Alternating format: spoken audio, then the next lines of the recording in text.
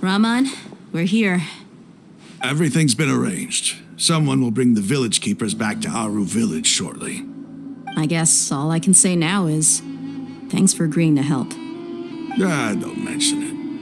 I think we can both agree you went to hell and back for it. But we share a common cause now.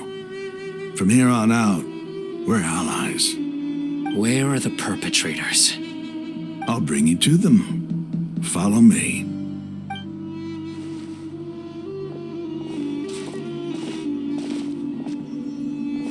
So these are the people who kidnapped the village keepers. Oh no, it's the scribe! There's no need to yell. No one can help you now. We've been all over the desert trying to find you! That's right.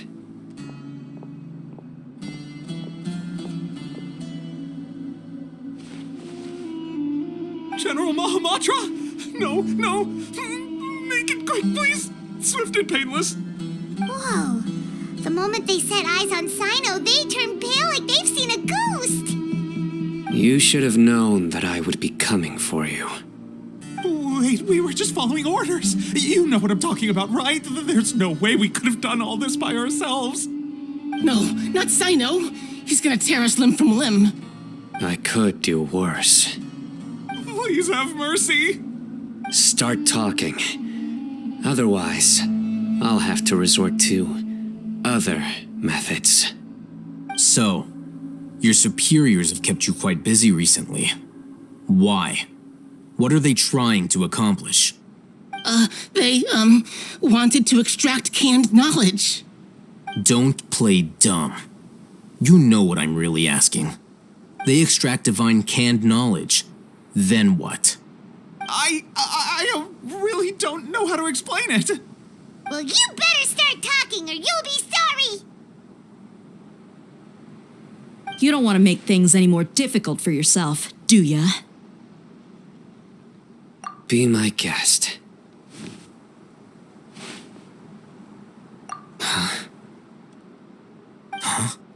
Uh-huh.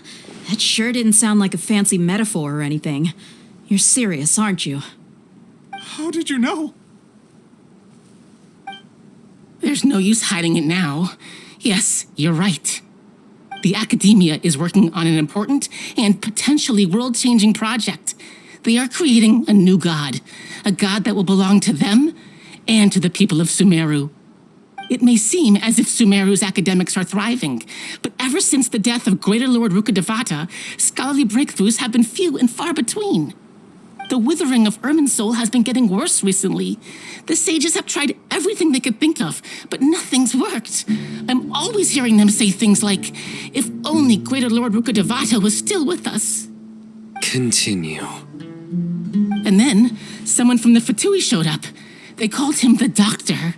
He brought a gnosis and said he wanted to borrow the Academia's research facilities.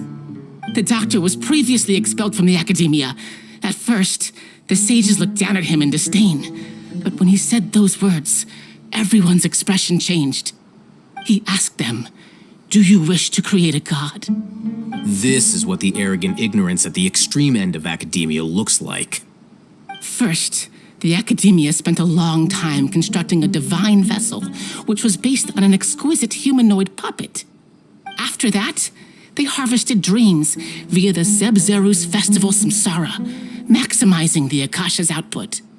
With the Doctor's help, and the Akasha now functioning at maximum efficiency, they were able to use it to extract the power from the Gnosis and convert it into a divine core. Next, they decided that their new god needed to possess divine wisdom. For that to happen, they needed a huge quantity of divine canned knowledge. It adds up. But how do you determine whether the knowledge extracted is of divine origin? Call it an educated guess? The Academia has been trying to figure out the exact source of the scholar's madness for centuries, but to no avail. Nobody can explain the cause of this phenomenon. Surely you can see what that implies, Scribe Al-Haytham.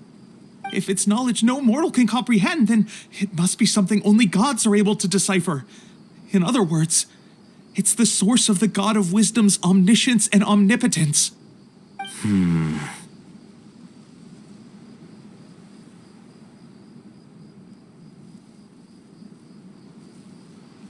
You must have noticed by now. The academia doesn't care about who their god is. It's the ability to exercise control over knowledge and wisdom that matters. It is as if they are cursed with a desire for omniscience and omnipotence that burns in their blood. Some organisms demonstrate phototaxis, and thus orient their entire lives in respect to sources of light. For the sages, their only source of hope is the existence of a deity who embodies the acme of wisdom. This is but a form of phototaxis. For many scholars, the absence of a god of wisdom means stumbling in the darkness for the duration of their lives. Then what does Lesser Lord Kusanali mean to you? Is she not a true god present in this world? If you already have a new god, why try to create another one? From the beginning, the Academia has never treated her as a god. When the Academia first discovered Lesser Lord Kusanali, the newborn god of wisdom, the sages hoped that she would be as wise as Greater Lord Rukkhadevata. But upon evaluation, they found that at the time she possessed no more intelligence than any ordinary human child. The sages never had a ruder awakening. This forced them to accept that Greater Lord Rukkhadevata had indeed passed away. Not to mention that Lesser Lord Kusanali's gnosis had been used to power the Akasha this entire time. By herself, she has neither an Archon's raw power, nor the spectacular insight expected of a god of wisdom. Slowly but surely, people began to forget about her existence. So, this is the path the sages have chosen.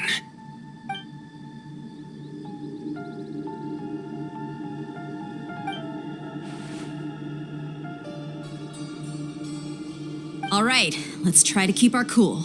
If everyone's in a bad mood, then let's change up our scenery. Rahman, give me a few men to help us escort the village keepers back to the village. And these two scholars, they're coming too.